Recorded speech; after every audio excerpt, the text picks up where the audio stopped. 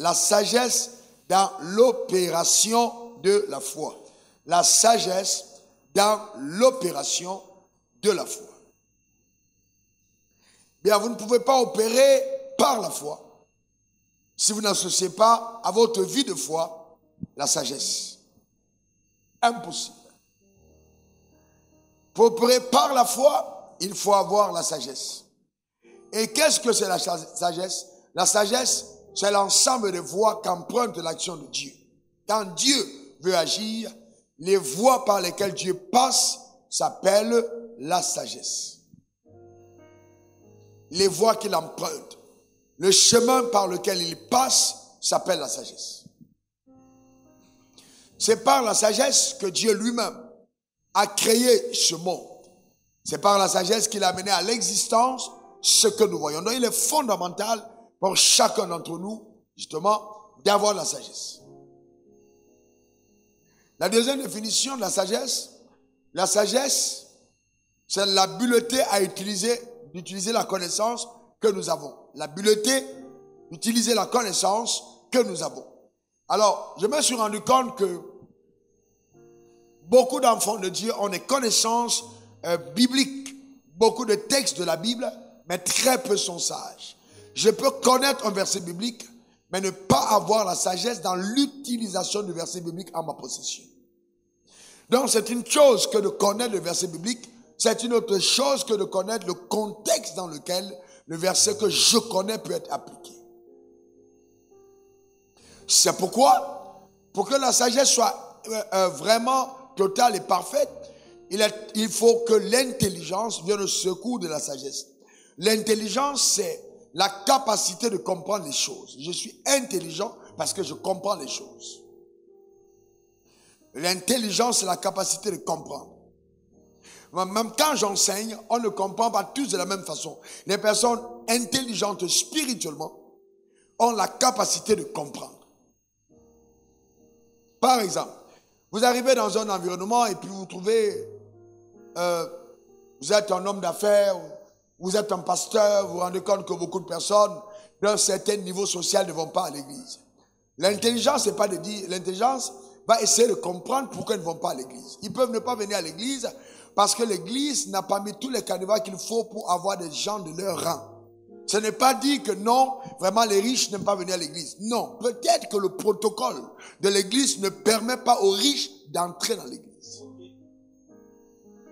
Je suis arrivé dans une ville au Gabon et quand j'ai terminé de prêcher, 3 maires de 3 villes différentes sont venus ensemble me dire « Nous avons un problème parce que dans les églises, on nous rejette. On dit que nous ne sommes pas... On nous rejette. Même les messages nous condamnent. En tant que politiciens, on ne trouve pas nos places dans l'église. » Voyez-vous? C'est pas que les gens diront non, ils veulent pas venir à l'église. Non, mais les messages qu'on prêche sur l'autel ne sont pas favorables à leur entrée dans l'église.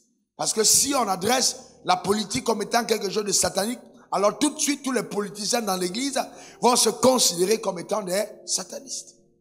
Pas les autres, on va dire qu'ils sont des satanistes. Et donc tout de suite, on les chassera de l'assemblée. Donc quand vous devez opérer par la foi, il est vraiment important d'avoir de la sagesse. Et la sagesse devrait être quelque chose que chaque leader devrait rechercher ardemment.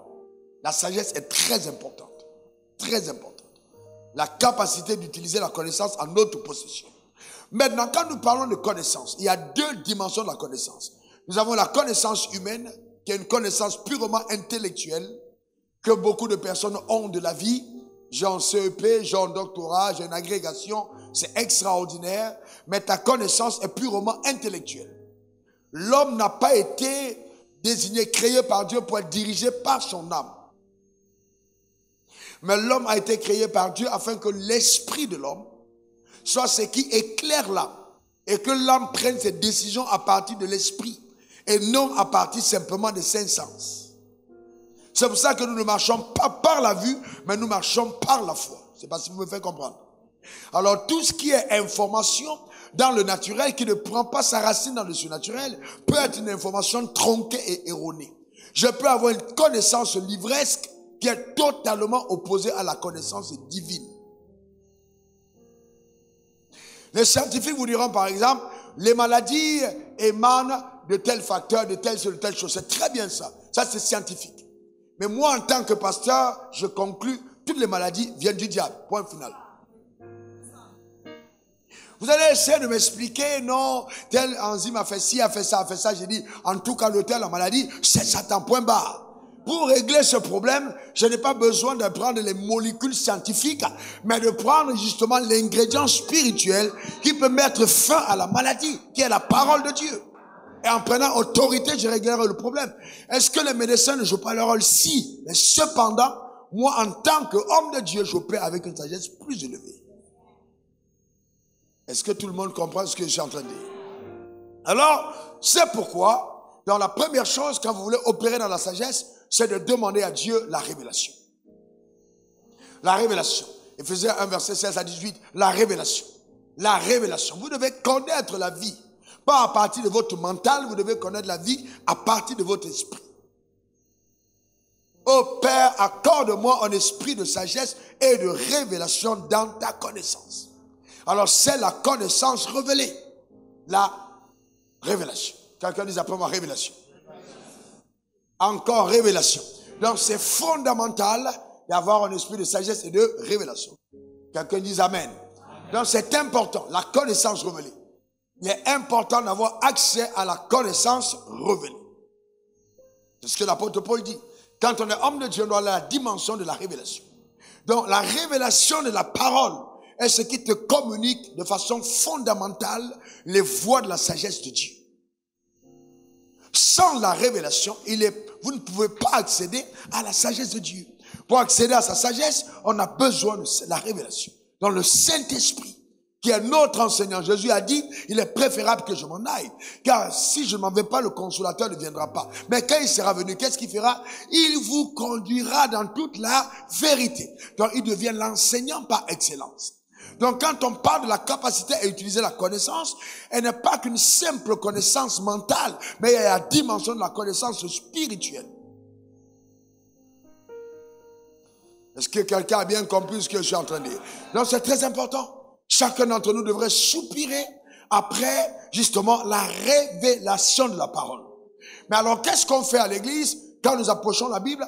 On nous a formaté à la mémorisation des versets et non à la compréhension des versets. C'est deux dimensions différentes. Je peux mémoriser un verset biblique sans le comprendre. Alors voyez-vous, je connais le verset biblique. Dieu a tant aimé le monde qu'il a donné son Fils unique afin que quiconque croit en lui ne périsse point, mais ait la vie éternelle. Ça, je le connais. Mais maintenant, la révélation derrière, c'est autre chose. La révélation derrière, c'est autre chose. La révélation ne peut avoir lieu que si des questionnements sont posés. C'est-à-dire, je n'accède pas à la sagesse si je ne place pas une demande sur la sagesse. En fait, les questions que tu poses dans la vie deviennent des indicateurs crédibles du niveau de sagesse auquel tu pourras aller. Quand Jésus posait des questions, tout le monde se demandait, mais attendez, d'où vient cette sagesse? Pourquoi? Parce que quand tu poses des questions, on peut déjà comprendre exactement quelles sont les lumières auxquelles tu vas accéder. Car c'est celui qui demande qui reçoit. Mais tu reçois ce que tu demandes. Ça va? Donc c'est très important. En toute chose, on a besoin de sagesse. C'est fondamental. Vraiment fondamental. Vous savez, la connaissance est quelque chose que nous devons vraiment, qui manque à beaucoup de leaders et qui vraiment fait un défaut criard dans le corps de Christ. On a besoin de connaissance. Et je parle encore là de connaissance révélée. Osée 4, verset 6 dit, mon peuple est détruit faute de connaissance. Mon peuple est détruit faute de connaissance. Et c'est pourquoi il est clair, aucune personne ignorante dans la vie ne peut exceller. Là où est l'excellence, il y a la connaissance. On ne peut pas exceller dans l'ignorance. Impossible. Et l'excitation ne produit pas la sagesse. Non. La connaissance, oui. Et vous allez voir en aucun moment on a donné un diplôme à quelqu'un parce qu'il a été ignorant. Jamais. L'ignorance n'est jamais, alors jamais valorisée. Alors mets ta main sur ta tête et déclare, je ne suis pas ignorant. Je ne resterai jamais ignorant, car j'aspire à la connaissance au nom suprême de Jésus. Est-ce que vous savez que quand vous êtes ignorant, vous avez la capacité de museler la main de Dieu? L'ignorance, c'est comme si tu mettais des menottes à Dieu et tu dis à Dieu, je t'empêche d'agir dans ma vie. Car il dit, puisque vous avez rejeté la connaissance, je vous rejetterai. Mon peuple périt faute de connaissance. Donc la connaissance devient le piédestal de ton abondance. Si je veux abonder dans la vie, je dois connaître. Si je veux abonder dans la vie, je dois connaître. Je veux avoir l'abondance dans la vie, je dois connaître. Sans connaissance, il est impossible pour moi d'avoir de l'abondance. Ça passe par la connaissance. Pourquoi? Parce que c'est cette connaissance que la sagesse utilisera. Le Saint-Esprit, pour utiliser ta vie, va utiliser le dépôt que tu as en toi. Si tu n'as pas de dépôt, le Saint-Esprit sera limité à la dimension de ta connaissance. C'est pourquoi il faut avoir de la connaissance.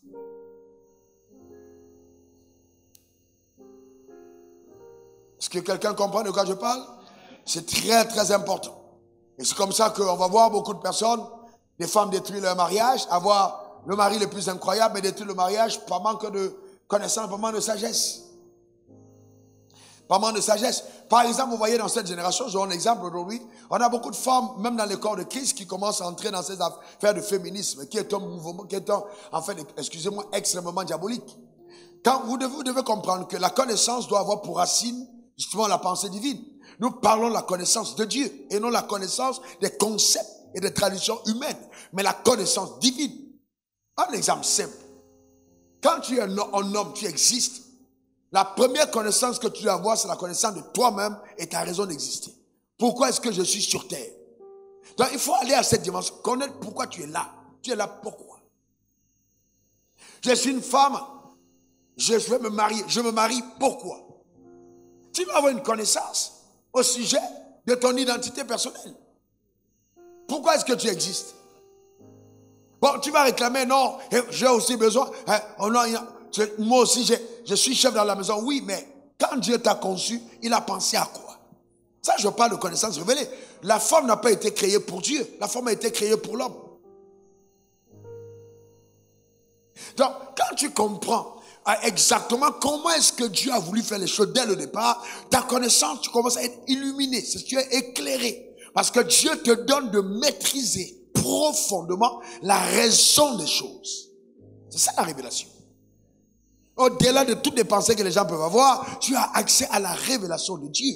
Alors Dieu t'accorde d'avoir une connaissance au-delà de ce qu'on peut donner à l'école. C'est sa connaissance, la connaissance révélée par le Saint-Esprit. Est-ce que jusque-là, tout le monde me comprend parfaitement? Alors, et puis un homme aussi peut détruire sa femme, parce qu'il traite sa femme comme s'il est en train de traiter un homme, alors qu'il a affaire à une femme. Donc, quand vous êtes ignorant, c'est dangereux. C'est dangereux. Bon, c'est très dangereux. Et c'est pourquoi vous voyez des personnes qui s'aiment dans le mariage. Elles s'aiment véritablement, mais elles se séparent.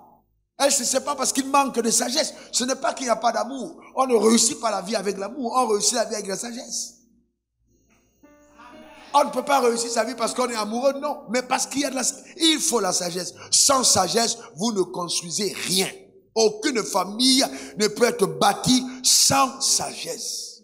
Vous avez besoin de sagesse.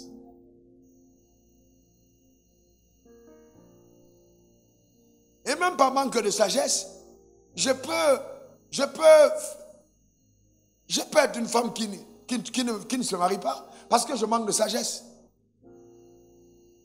Je dois comprendre, quand un homme veut se marier et qu'il veut une femme, qu'est-ce qu'il attend d'une femme? Et donc, si je veux être une femme, je dois me préparer à être une femme. C'est ça la sagesse. Je ne dois pas chercher un mari, mais je dois me préparer à être une bonne femme. Et automatiquement, j'aurai un mari.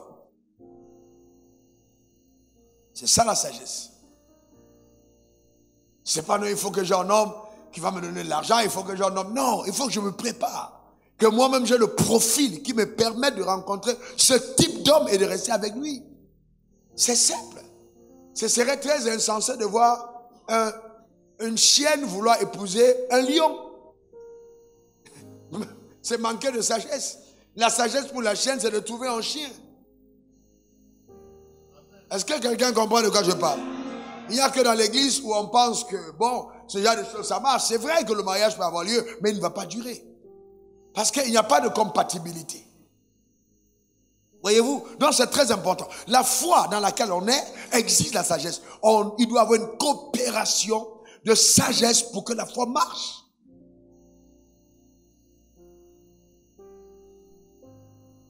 Est-ce que ça va? C'est très important. Donc, nous parlons de la connaissance révélée.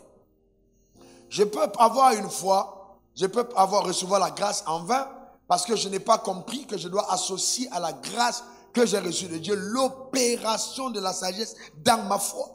La Bible dit dans Romains 2, verset 5, Romains 5, verset 2, c'est un texte que j'aime beaucoup. À nous qui devons d'avoir eu accès à cette grâce, accès par la foi à cette grâce, dans laquelle nous demeurons fermes et nous nous glorifions dans l'espérance de la gloire de Dieu. Nous avons par la foi accès à cette grâce. C'est-à-dire que même quand Dieu me donne une faveur imméritée, quand Dieu m'accorde une faveur, c'est la foi qui me permet de saisir cette faveur. Est-ce que tout le monde comprend de quoi je parle? La grâce me donne de saisir la faveur que Dieu m'accorde. Cependant, qu'est-ce que c'est la foi en elle-même?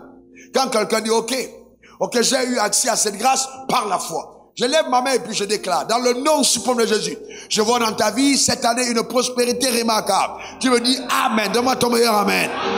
Extraordinaire. Je déclare encore que Dieu t'élève à une dimension insoupçonnée. Donne-moi ton meilleur Amen.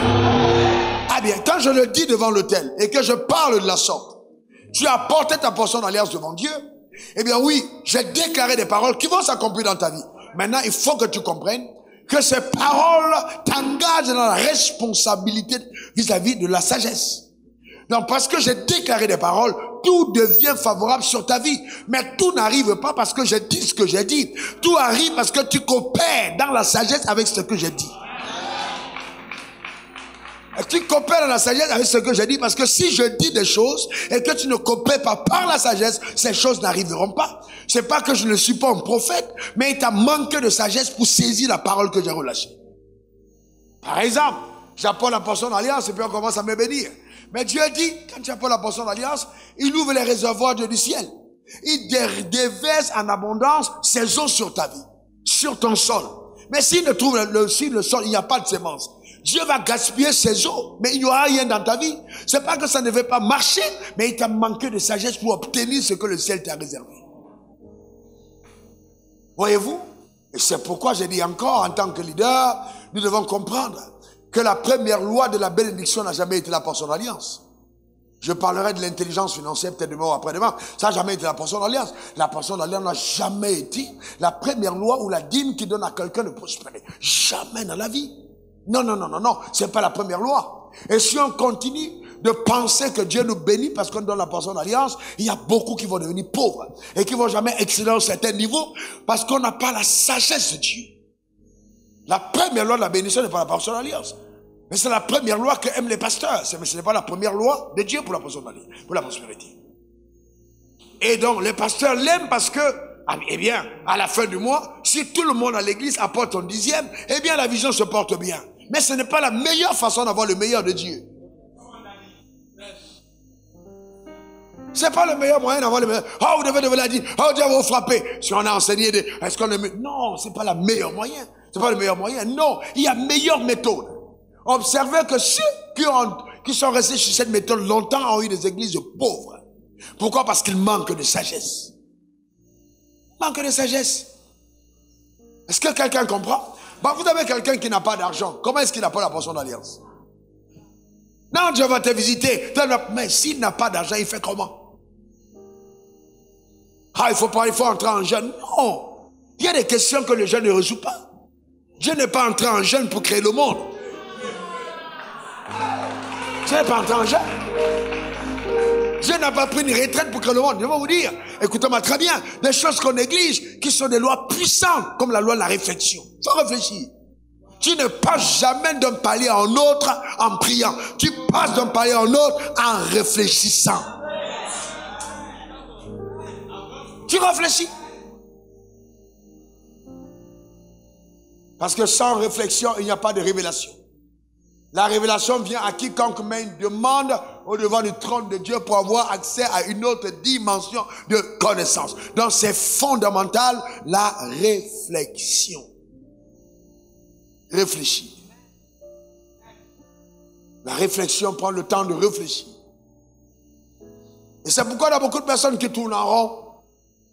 Pendant 40 ans, 50 ans, on a fait des déclarations, mais ta vie n'a pas progressé parce que tu ne coopères pas avec la sagesse et l'intelligence de Dieu. La réflexion. Réfléchis. Si je continue de faire les mêmes choses, j'aurai les mêmes résultats. Si je vais aller à un autre palier, aller à un autre niveau, voir quelque chose de nouveau, je dois me dire clairement qu'il y a quelque chose de nouveau que je dois faire. Je dois découvrir quelque chose que je ne faisais pas et commencer à le faire pour que ma vie bascule à une autre dimension. Claire et nette. Il y a des choses de Dieu qui se provoquent par la sagesse que nous avons obtenue de lui. Quelqu'un dit encore Amen. Amen. Donc c'est très important pour chacun d'entre nous. Très important. C'est fondamental. Même quand je veux voir la main de Dieu se déployer sur ma vie, la sagesse serait simple. Dieu, qu'est-ce que tu attends que je fasse? Qu'est-ce que tu attends que je fasse?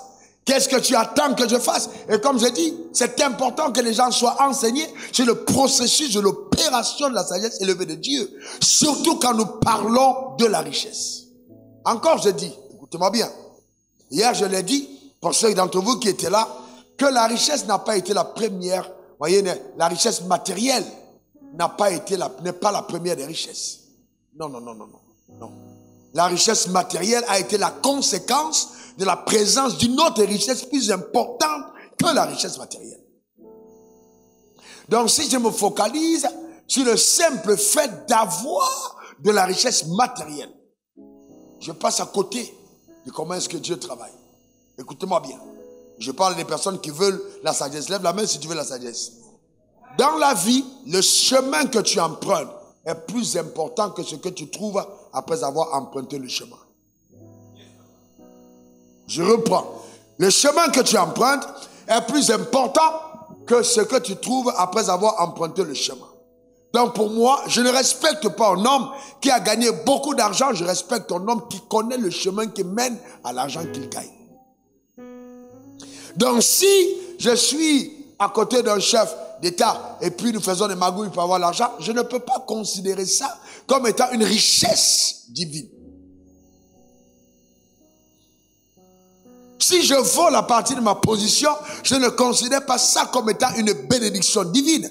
Mais si, connaissant les principes de Dieu, j'ai coopéré avec eux pour arriver à une autre dimension d'avoir, alors là, j'ai dit oui, je respecte ça.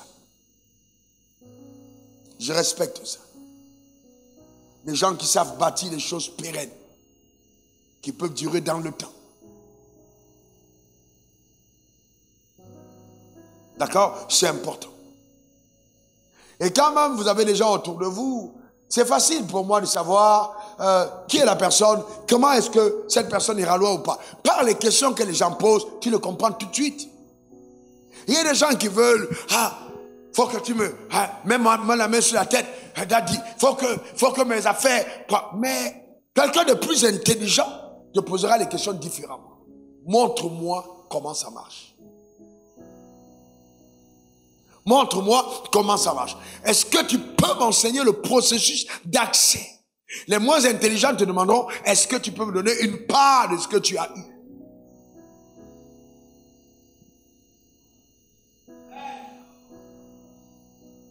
Voyez-vous, c'est fondamental. Si je te donne une part de ce que j'ai, la part finira demain, mais tu ne connais pas le chemin qui mène à cette part. Mais celui à qui j'ai enseigné le chemin qui mène à cette part, même si tu voles la part, il reprendra le chemin parce qu'il connaît exactement comment on fait pour y arriver.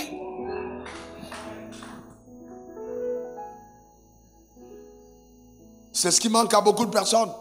Juste la sagesse. La sagesse, on a besoin de sagesse.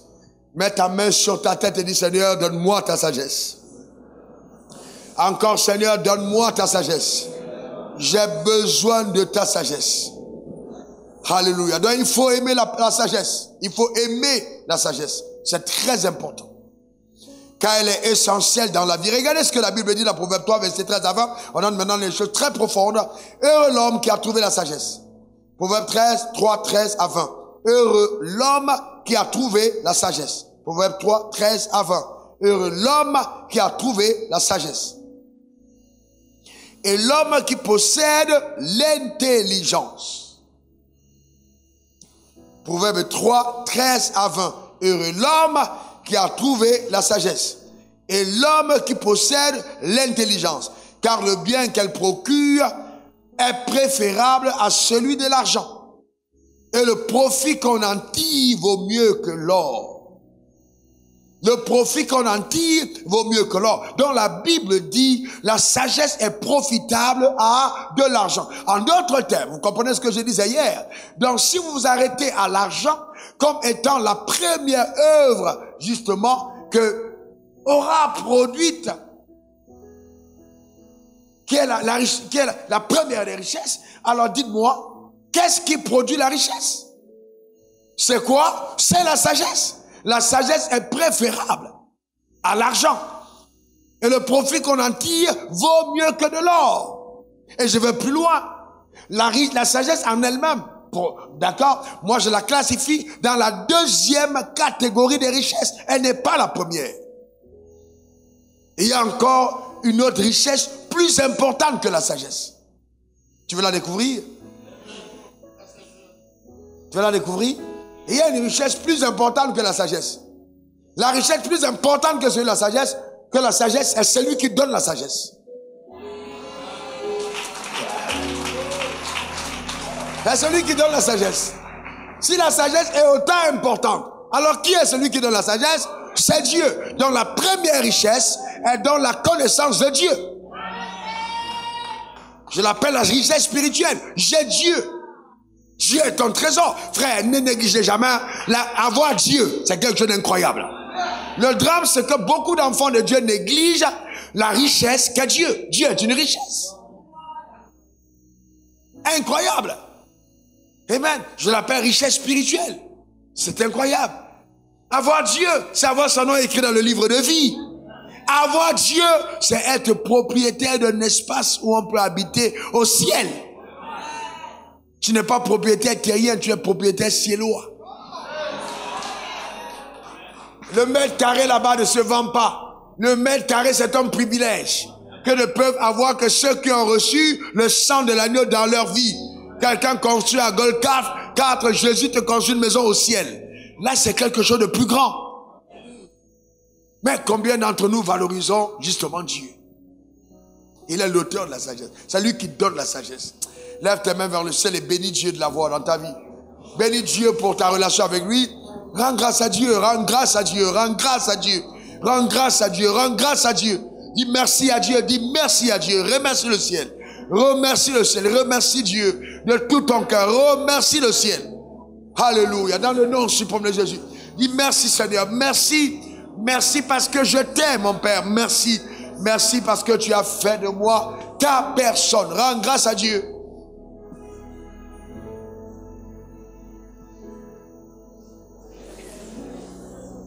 Alléluia.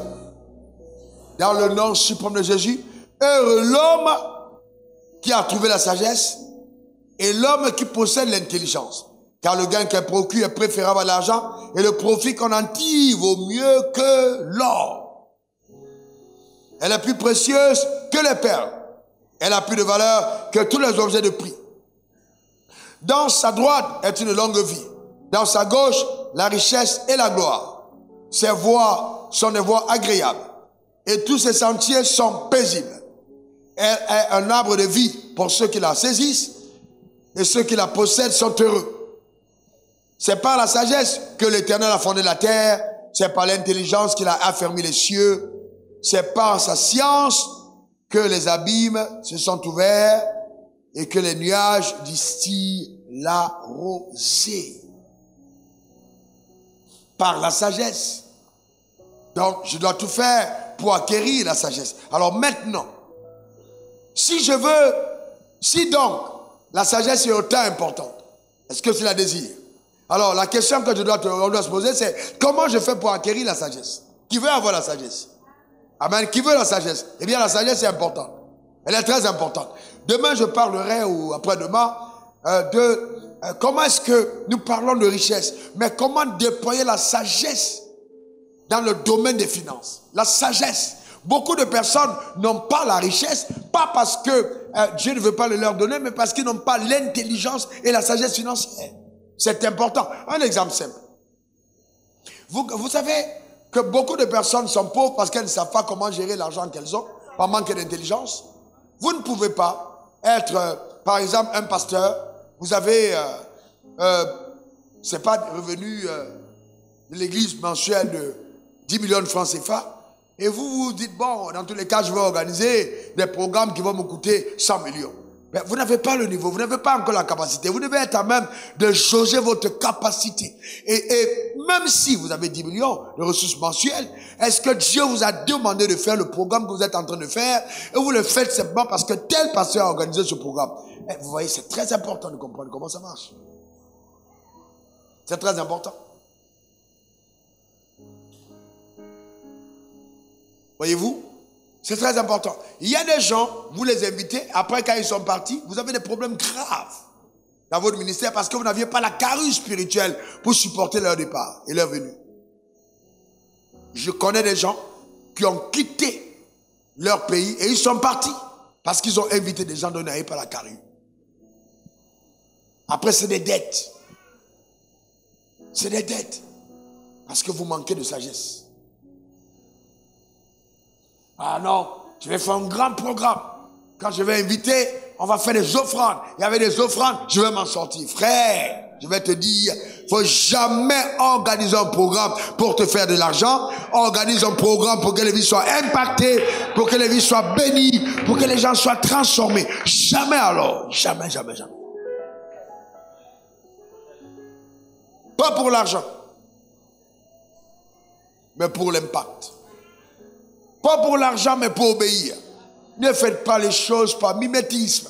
Ne faites pas les choses parce que les autres les font. Faites-les parce que Dieu vous a parlé à propos de ces choses.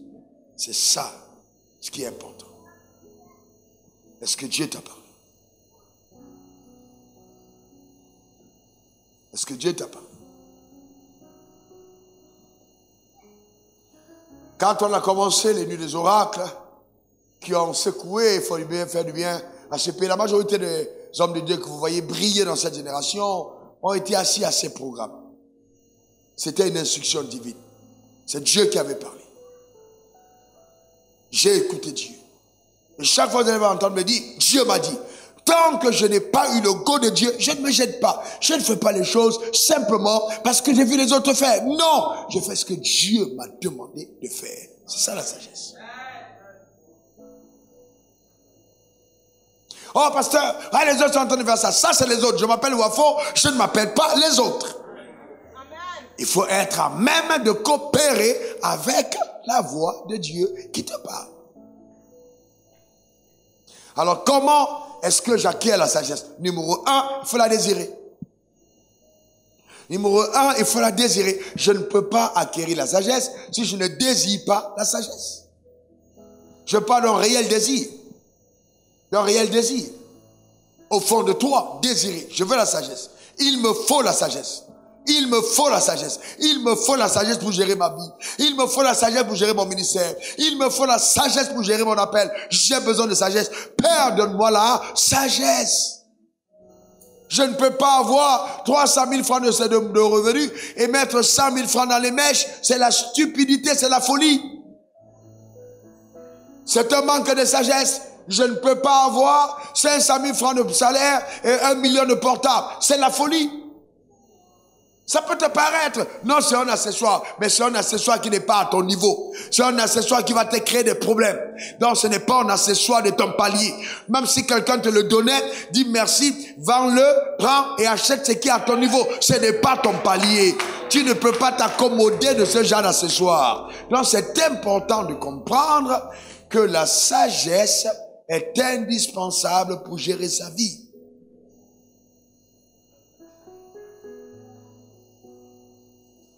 Je n'ai pas un palier, vous savez frères et sœurs, je n'ai jamais porté les fausses chaussures. ou les imitations, parce que je n'ai pas envie que mon âme soit falsifiée par le faux. Dans ce cas, ce n'est pas mon niveau, je ne la porte pas. Je n'ai pas besoin d'aller porter une fausse belle outil. Je ne la porterai que si j'ai le moyen d'acheter la vraie. Je suis authentique, je ne peux pas mettre sur mon corps ce qui est faux. C'est simple. Pas besoin, pas besoin. Le temps viendra, le temps viendra, le temps viendra, le temps viendra. C'est important de coopérer avec ta saison. Le temps viendra. Et quand ce temps viendra, je te garantis, toi-même tu vas voir des choses incroyables qui vont arriver dans ta vie. Incroyables. Ce n'est qu'une question de saison. Ce n'est qu'une question de saison. Le drame, c'est que je vois des jeunes gens et toute la mission qu'on a, je vais avoir beaucoup d'argent, je vais avoir une grande voiture. Frère, toutes les personnes qui poursuivent ça ne les atteignent jamais. Le battement de ton cœur devra être, je veux faire la volonté de mon Père.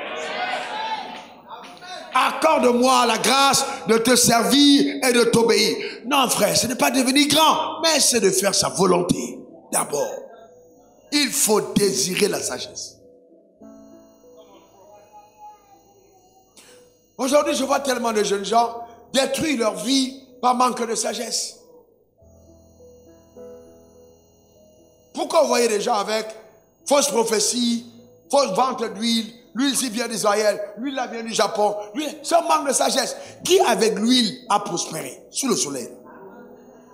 Montrez-moi un vendeur d'huile qui est béni. Non mais regardez-vous, est-ce que vous êtes sans intelligence? Comment pouvez-vous emprunter des voies qui ne mènent... Montez-moi un vendeur d'huile qui est béni. Honnêtement, vous savez être béni, c'est pas avoir seulement l'argent, mais c'est avoir de la dignité dans l'argent. Avoir la paix dans l'argent, la stabilité dans l'argent, le sommeil et le repos dans l'argent. C'est pas juste l'argent.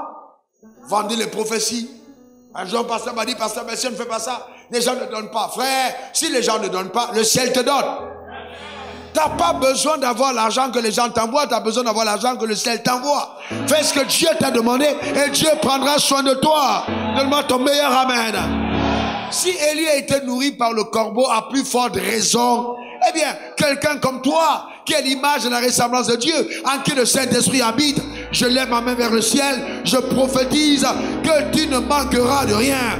Donne-moi ton meilleur amen. Dis encore amen.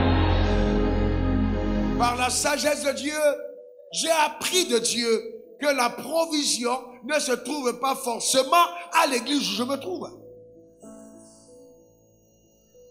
Dieu nous l'a montré. Il prend les enfants d'Israël, ils sortent du désert. Ils entrent à la terre promise. Dans Israël, ils entrent dans le désert. Mais dans le désert, ils ne sont pas allés acheter. Pourquoi est-ce que Dieu n'a pas voulu qu'il y ait des boutiques dans le désert? C'était pour les amener à l'initiation de sa sagesse. Dieu n'est pas obligé d'emprunter les voies humaines pour apporter dans ta vie sa provision. Il peut ouvrir le ciel et puis les choses descendent dans ta vie. Il faut lui faire confiance. Il faut lui faire confiance. Vous comprenez ça? Il faut faire confiance en Dieu. Il faut lui faire confiance. Frère, Dieu a mis ton ministère à Saint-Franc, ne déménage pas. Dieu a mis ton ministère ne déménage pas. Ne te dis pas non, c'est les ministères d'Abidjan qui sont bénis. Non. Non, non, non, ne déménage pas. Reste là où le ciel t'a envoyé. Élie n'était pas en ville, il était au bord du torrent et le corbeau est descendu chez lui. Le matin et le soir, je déclare sur ta vie de telles provisions spectaculaires dans ta vie. Au nom suprême de Jésus, donne-moi ton meilleur amen. Dis encore amen une dernière fois, amen. On a besoin de sagesse. Je suis arrivé, le Congo c'est mon pays, j'aime beaucoup le Congo. Et quand je vois un pays aussi riche, et certains autres pays africains, classés parmi les 20 pays les plus pauvres d'Afrique, j'ai mal au cœur. J'ai mal au cœur. Je me dis, avec autant d'églises, j'ai dit, j'ai mal au cœur. Je me dis, on a besoin de sagesse, un leadership de chasse de sagesse. La sagesse est importante. Sans sagesse, votre vie ne sera rien. On a besoin de sagesse. Et ça, pour l'acquérir, il faut le désirer. Seigneur, j'ai besoin de ta sagesse. J'ai besoin de ta sagesse. J'ai tellement demandé la sagesse à Dieu que Dieu m'a donné la sagesse et l'intelligence dans le domaine des finances. Une sagesse incroyable. Je peux vous montrer des principes les plus simples, mais qui ont révolutionné et changé mon existence. La sagesse. Vous êtes assis dans une église. Par exemple, on est tous là, tout le monde dit donne 10%. Je vous pose une question. Si Dieu décide qu'il veut bénir quelqu'un, il est au-dessus de tous, il va bénir qui? Il va revenir et il repart parce qu'il n'y a pas quelqu'un qui est au-dessus des autres.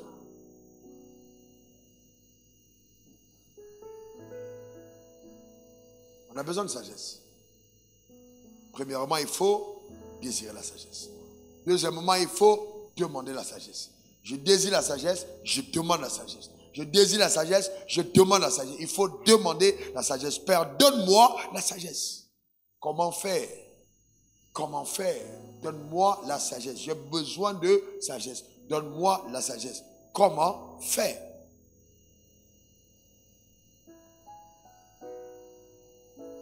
D'accord? C'est très important. Donne-moi la sagesse. Demandez. Jacques 1, verset 5. Si quelqu'un parmi vous manque de sagesse, qu'il la demande à Dieu. C'est aussi simple. Ne compliquez pas les choses simples. Demande à Dieu. Papa, donne-moi la sagesse. Le problème que nous avons dans nos continents, c'est un manque de sagesse. Et de plus en plus dans le domaine des affaires, quand je vois à quel prix les sociétés étrangères viennent prendre nos matières premières, et comment est-ce que, frère, nous sommes producteurs, mais nos pays n'en profitent pas. C'est justement un manque de sagesse. On a besoin de sagesse. Frères et sœurs, à un certain niveau, la richesse aveugle. C'est pourquoi la sagesse n'a rien à voir avec la richesse matérielle. Il faut demander à Dieu. Comment est-ce qu'on fait pour maintenir nos leaders dans la pauvreté? C'est en leur donnant l'argent. Parce qu'une fois qu'on t'a donné l'argent et qu'on t'a mis donné l'argent, tu n'as plus la capacité de réfléchir. Parce que tu es plutôt préoccupé par ton ventre. C'est pour ça qu'il faut faire très attention d'avoir eu l'argent avant l'arrêt. C'est-à-dire l'argent sans la réflexion. Ça va te détruire. Ça te rendra totalement improductif. Il ne faut jamais que l'argent te rencontre avant que la sagesse ne soit venue. Tu n'iras pas loin. Tu n'iras pas loin. Si l'argent entre dans tes mains sans la sagesse, tu es fini. L'argent va te détruire. C'est pourquoi l'argent devrait être la conséquence d'une sagesse qui a précédé.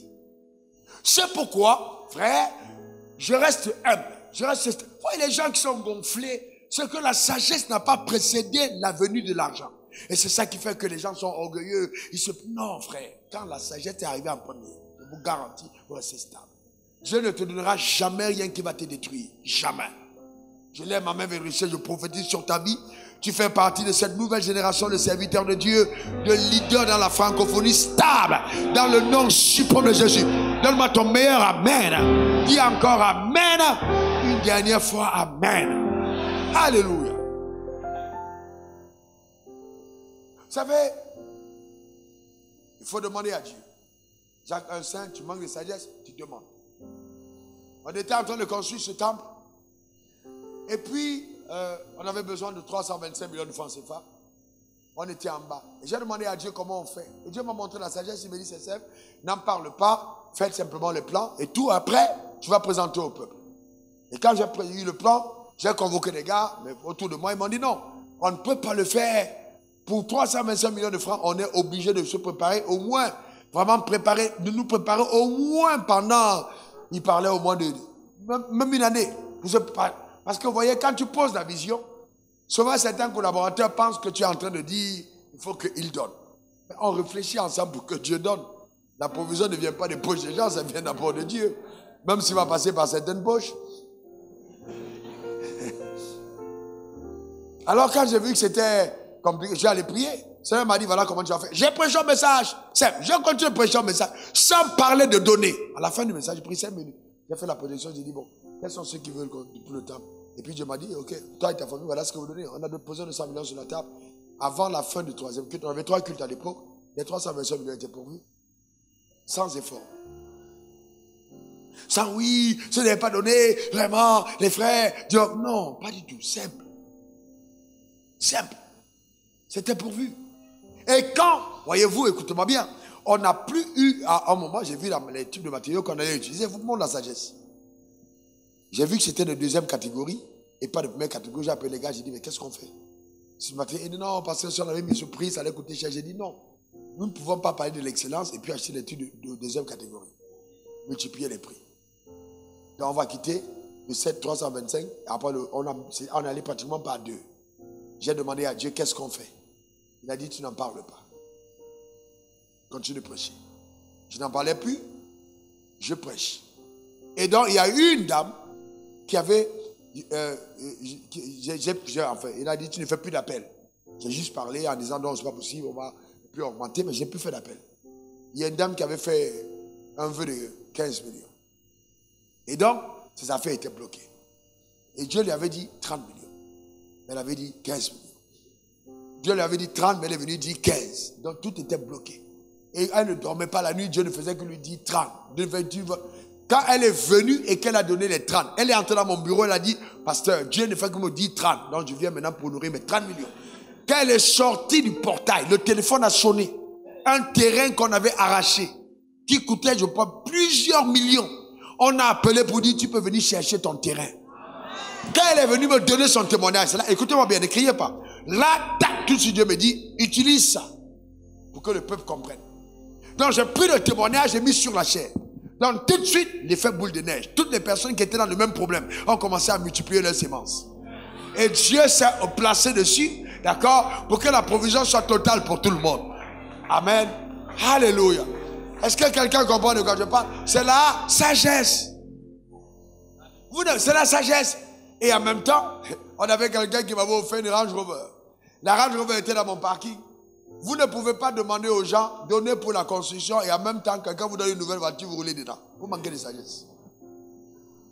Même si vous avez déjà donné vos 100 millions, d'accord, pour la construction. Les gens vont dire, mais c'est pas possible. Les gens sont en train de cotiser. Le pasteur a pris l'argent, il allait s'acheter directement une voiture. Il y a toujours des gens comme ça à l'église. Demande à ton voisin, j'espère que tu ne fais pas partie de cette catégorie de gens là. Il y a toujours des gens comme ça à l'église. N'est-ce pas? Mais tu vas beau expliquer quand tu as fait un don, on va dire, est-ce que c'est un don? Pourquoi c'est au moment où on continue notre trajet là? Il y a toujours des gens comme ça. Et donc, voyant le Range Rover tout neuf et connaissant son prix, j'ai donc pris la résolution de le vendre et de prendre l'argent de ce vendeur pour mettre dans la construction. Et j'ai annoncé, en mettant les photos à l'appui, voilà ce qui s'est passé, j'ai mis dedans. Pourquoi? Parce que quand vous êtes un leader, le sacrifice que vous faites devient l'impulsion pour tout le monde. Les gens veulent voir, ça c'est la sagesse. Les gens voient par vos sacrifices combien vous croyez en votre vision. Les gens voient par vos sacrifices combien vous croyez en votre vision. Vos sacrifices. Votre capacité vous-même à vous investir sacrificiellement dans votre vision va déterminer l'impulsion que ça va donner aux autres. Ça, c'est la sagesse. Mais la sagesse, désirez-la. Numéro 2, demandez-la. Demandez la sagesse. Dans toutes les opérations, dites, Père, donne-moi ta sagesse, j'en ai besoin. Donne-moi la sagesse, c'est très important. Vous avez des soucis dans votre mariage, demandez la sagesse. Demandez la sagesse. C'est juste une question de sagesse. Demandez la sagesse. Même la foi opère avec la sagesse. Demandez la sagesse. C'est pas que ton mari il est trop difficile. C'est que tu ne connais pas comment faire pour accéder à son cœur. Demandez la sagesse. Tu traites ton mari comme si tu étais sa mère. Il a déjà une mère et ça l'embête.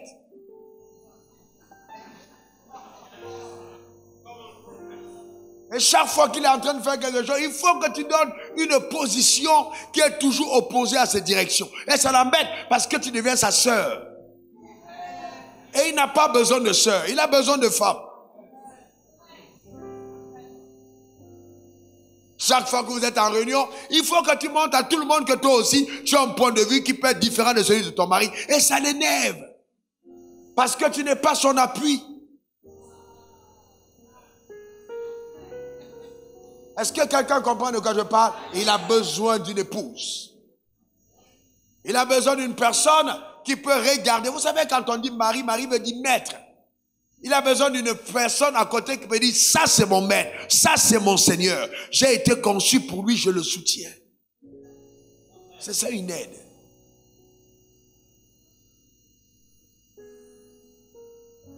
Voyez-vous?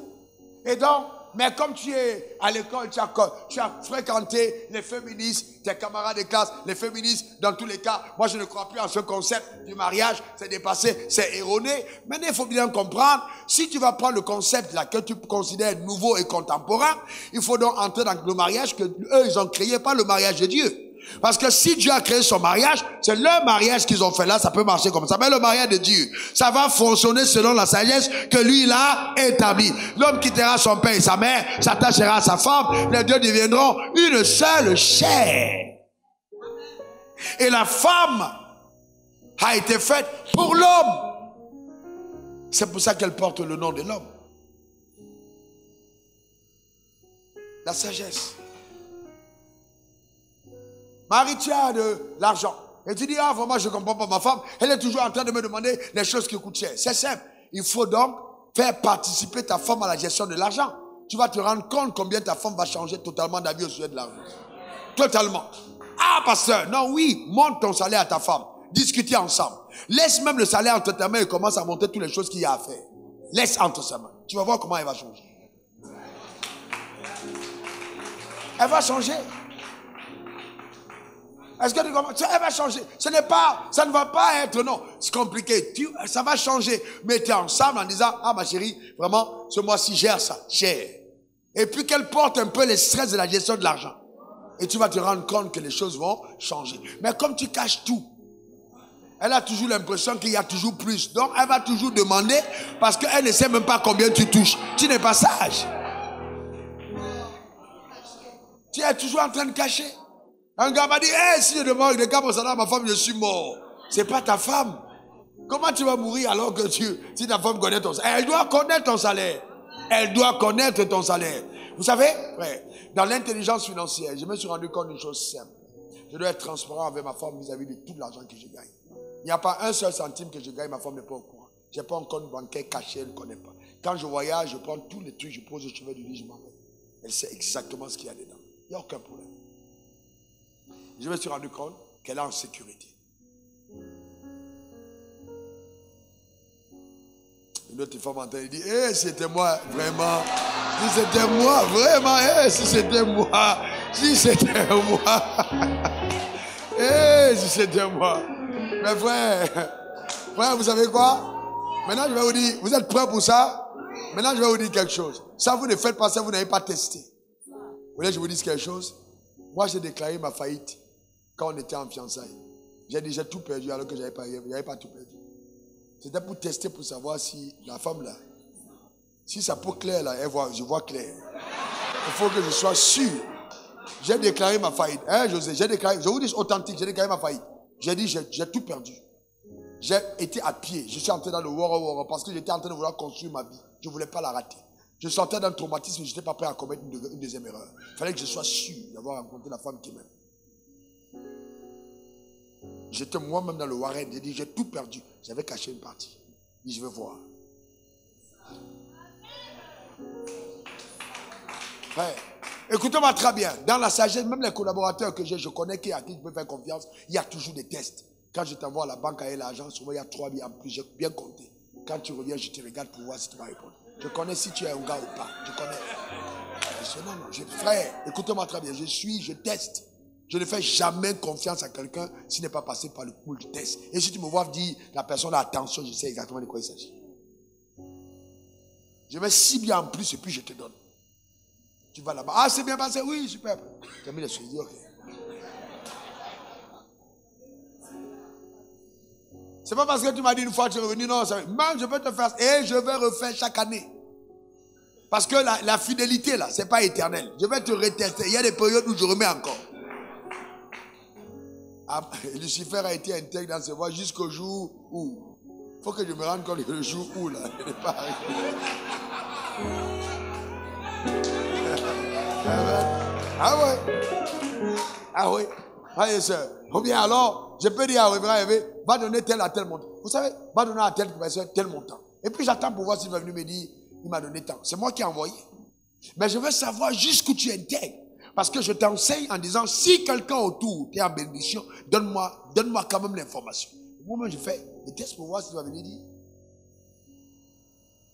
Et tu prends, tu mets en poche, je te regarde. Mais je connais. Le problème, c'est un manque d'intégrité. Vous savez, vous devez avoir besoin de sagesse. Un manque d'intégrité. Beaucoup d'entre nous, la pauvreté dans laquelle on s'installe, c'est parce qu'on n'est pas intègre. C'est ça le problème. J'ai besoin de sagesse. Demande à Dieu la sagesse. Donne-moi la sagesse. Donne-moi la sagesse. Donne-moi la sagesse. Voyez-vous? Donc, le deuxième point, c'est la sagesse. Le troisième point, pour l'accès à la sagesse, c'est la méditation de la parole. Vous savez, la Bible dit, celui qui côtoie les sages devient sage. Quand j'ouvre la Bible, je côtoie la pensée de Dieu. Je côtoie l'intelligence de Dieu. Dieu est un sage. Donc, en lisant la parole de Dieu, je côtoie la sagesse de Dieu. Je la médite. Je fraude mon intelligence à celle de Dieu. Père, donne-moi d'accéder à ta sagesse. Je veux l'avoir. Je veux avoir ta sagesse. Amen.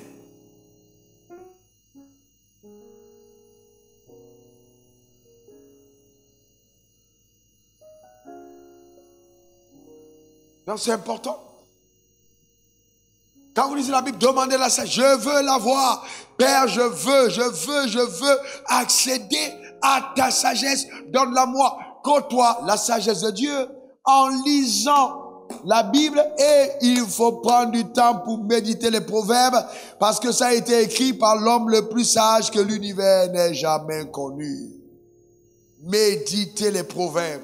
Arrêtez-vous de ça. Et prenez le temps de comprendre exactement chaque phrase qui a été écrite par cet homme extrêmement intelligent. Voyez-vous, qui était Salomon. C'est important. Prenez le temps, prenez le temps, prenez le temps, prenez le temps.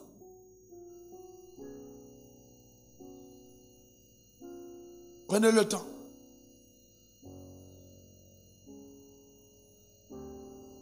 Quelqu'un dit Amen.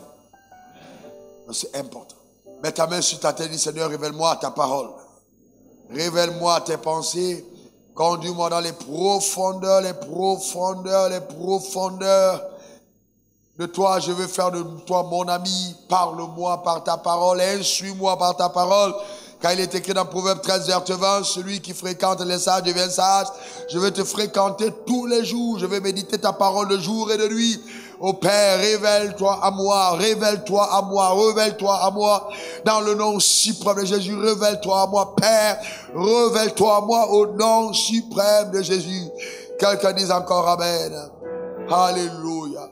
C'est en faisant cet exercice de côtoyer la parole que je me suis rendu compte que, voyez, que vraiment, vous savez, si vous manquez d'intelligence au niveau de la création des richesses, vous prenez le nom de Jésus et vous voyez tout ce à quoi Jésus s'est identifié, vous devenez riche. Et la majorité de mes investissements sont partis du nom de Jésus. Il dit, je suis la lumière, je fais l'énergie. Quand vous avez la lumière, vous avez l'argent. Je suis le pain de vie, boulangerie. Vous faites vendre le pain, vous avez l'argent. Je suis le bon berger, élevage. Vous faites l'élevage, vous avez l'argent. Je suis le chemin, les routes. Vous faites la route, il y a l'argent. Dans tout ce que son nom est cité, il y a l'argent derrière. Tout ce qu'on cite dans le nom. En fait, quand les gens croient à la pauvreté, je me demande où ils viennent. Partout où Jésus a cité son nom, il y a la richesse dedans. Il n'a jamais mis son nom sur quelque chose qui est pauvre.